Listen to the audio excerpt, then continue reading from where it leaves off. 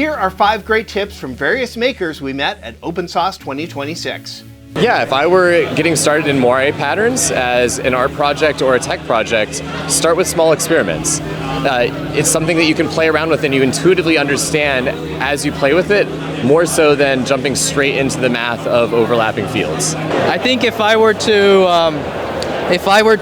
make a food robot from scratch again, it's really hard. Food is just hard to work with because it's got weird consistency, and then food safety is its own thing.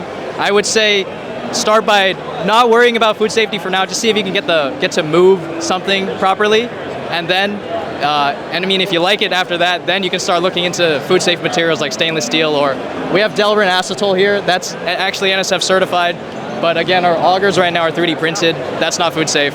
So there's just a lot of issues with food safety, but getting it to work is the first step, obviously.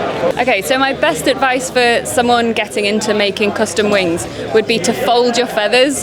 So a flat feather is quite floppy and it doesn't have much structure, but if you put a crease in it and fold it, it increases the rigidity so much. And then you can, they're much more structural.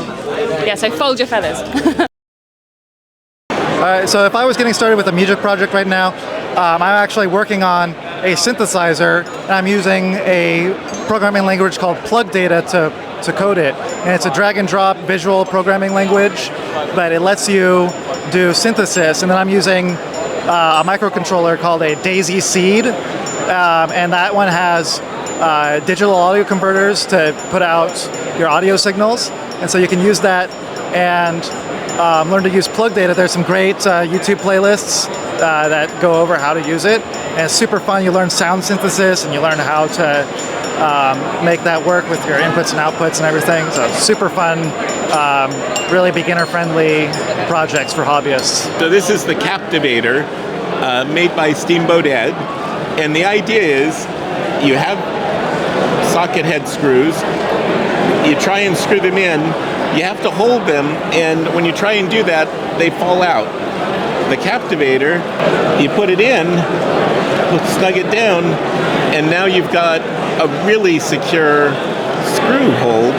You can go upside down, you can push it with quite a bit of force to get it in the 3D printed holes that are slightly too small. It's a generally good thing. Hi, I'm Steamboat Ed. I invented the silly thing.